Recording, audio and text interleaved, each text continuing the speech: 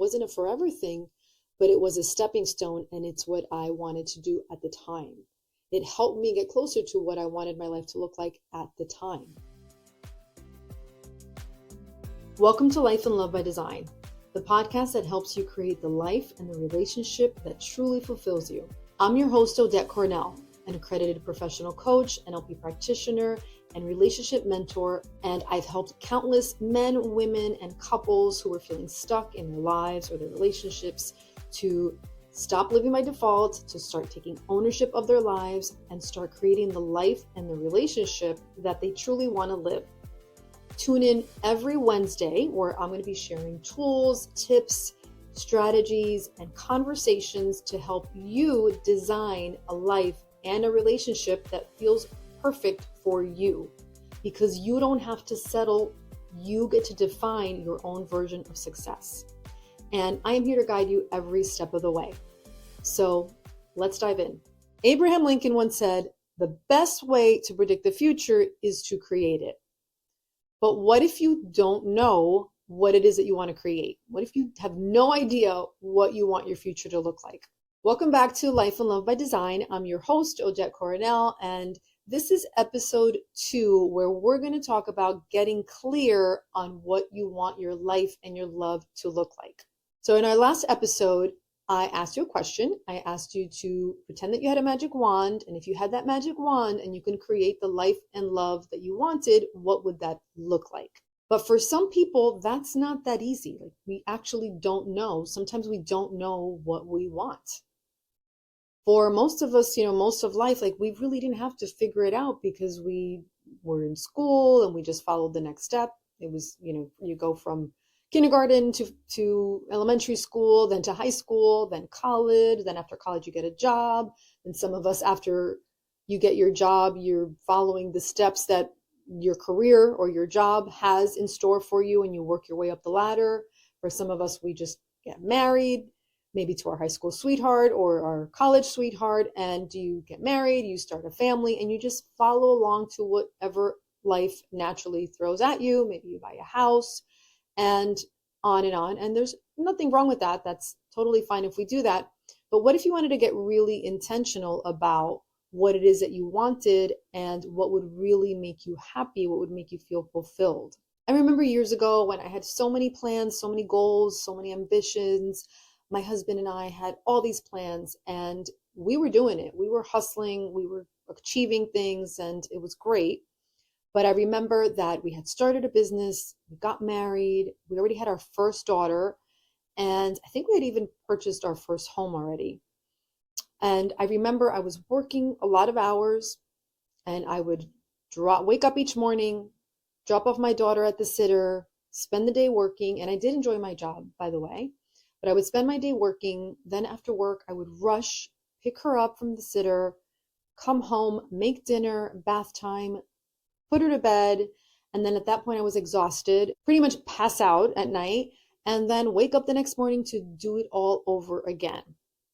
And yes, I was grateful. I was achieving. I did have the life that up until then I wanted. So that's great.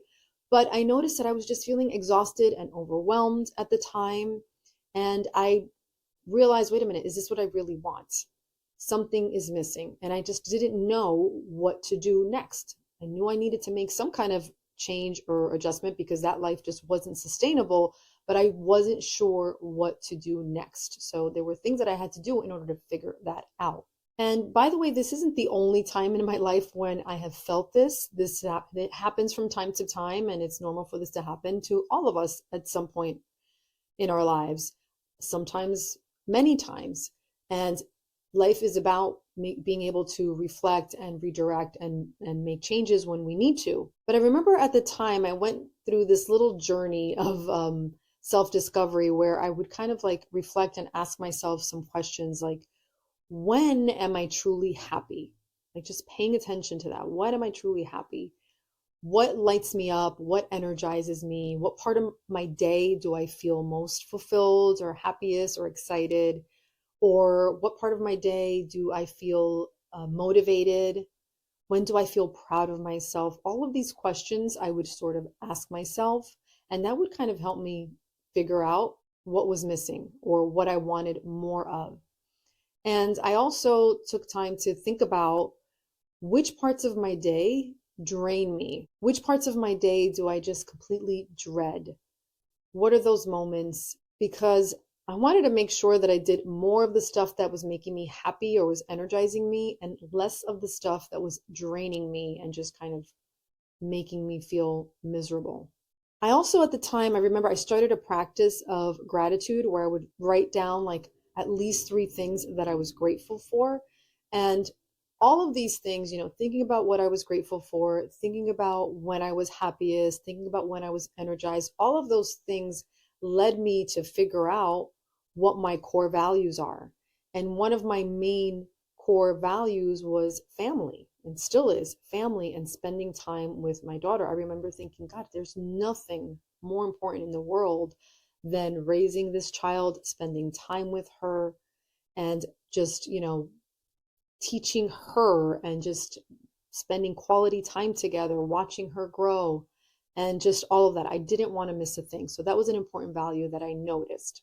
So asking myself these questions really helped me get more and more clear on what was really important to me and what truly matters to me and what my values are and what I wanted my life to look like. So the more curious I got about myself, the more aware I became about these things about myself, the more clear I became. I also thought about what kind of person do I want to be? Like, what kind of mother do I want to be? What kind of wife do I want to be? What kind of employee do I want to be?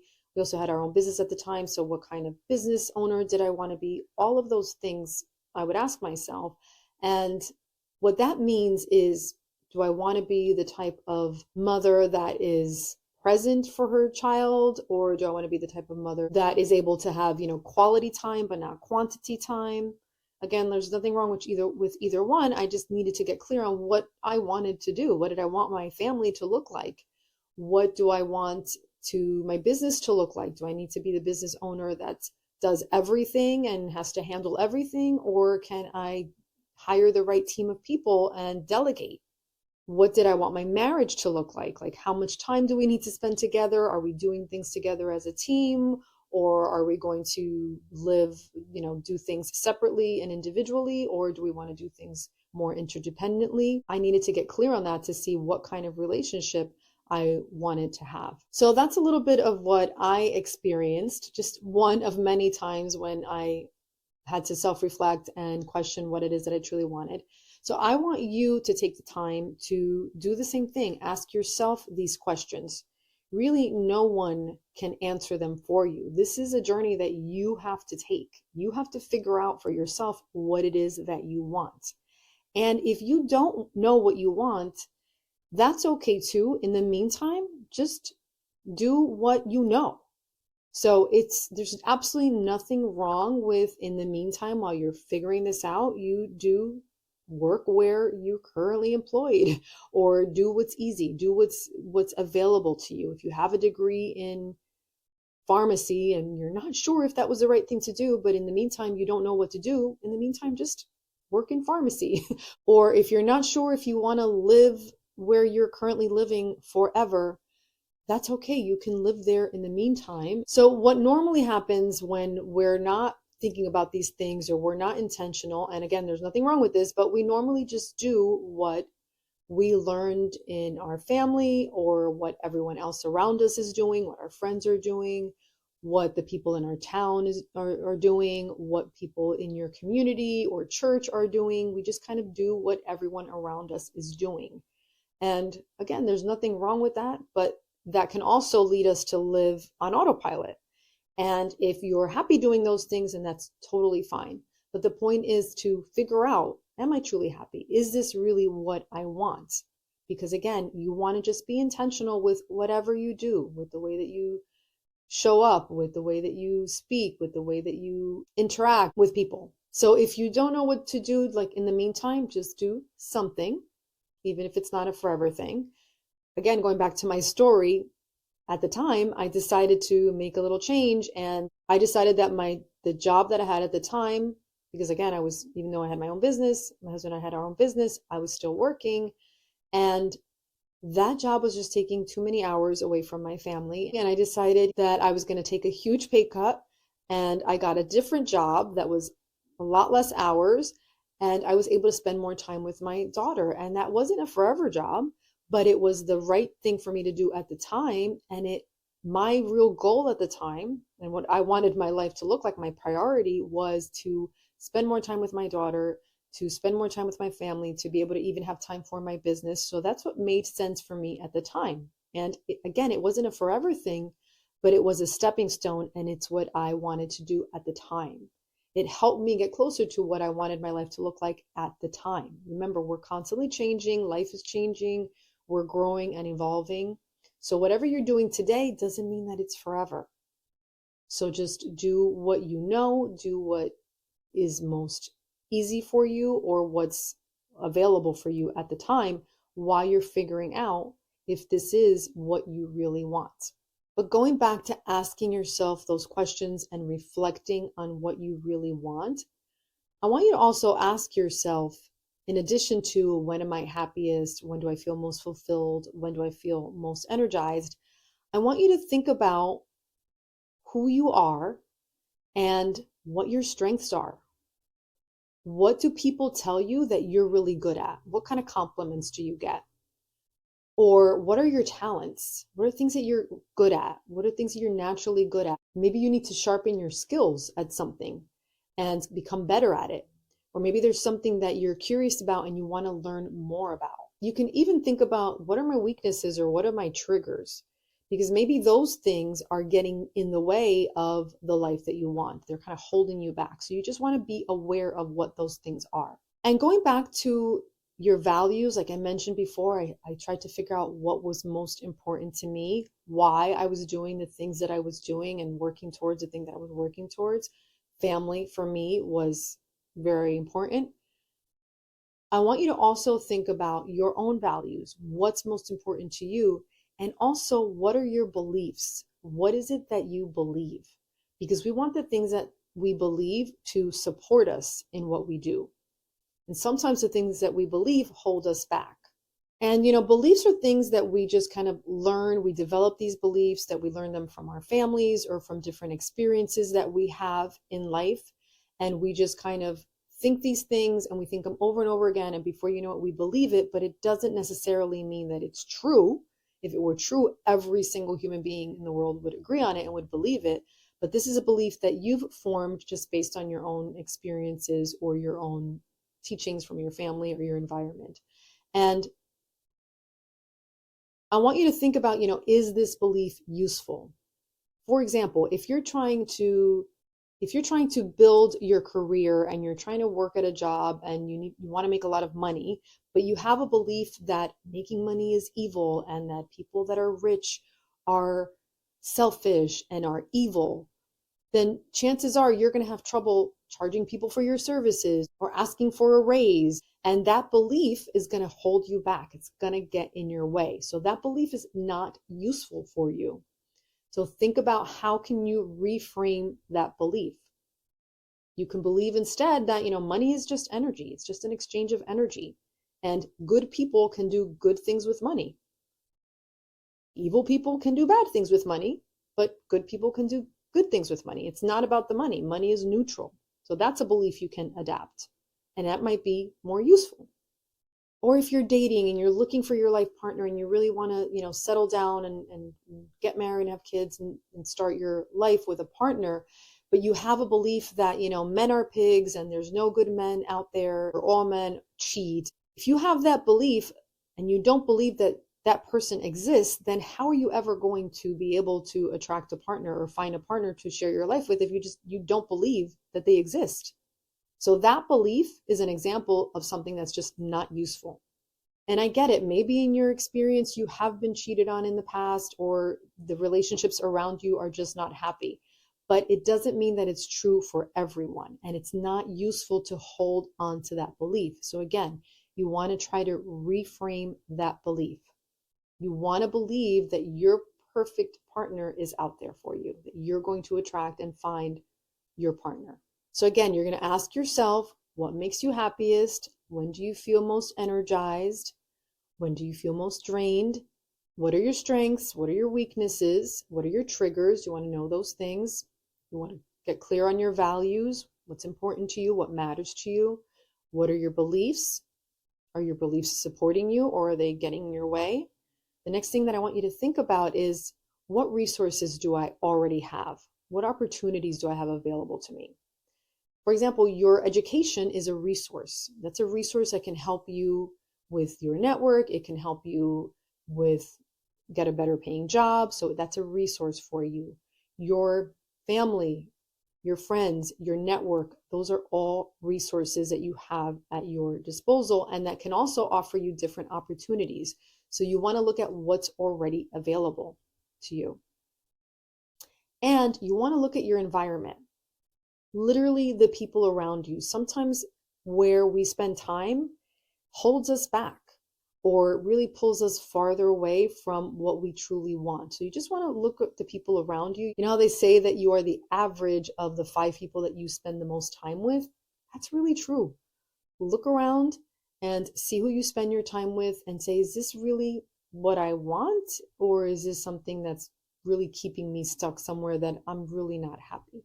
So, for example, if everyone around you is smoking cigarettes or vaping or whatever, chances are that you probably do the same thing too, or you're going to start doing it eventually if you spend enough time with them. Or if you realize that you want to start getting healthier, you want to be more fit, but you realize that the people around you have fast food every day for lunch and that's what everyone does and that's what, you end up doing as well. Maybe that's an environment that you want to maybe spend less time with, or you want to make a shift, or at least you want to be aware of it so that you can intentionally not do things on autopilot and do things differently instead.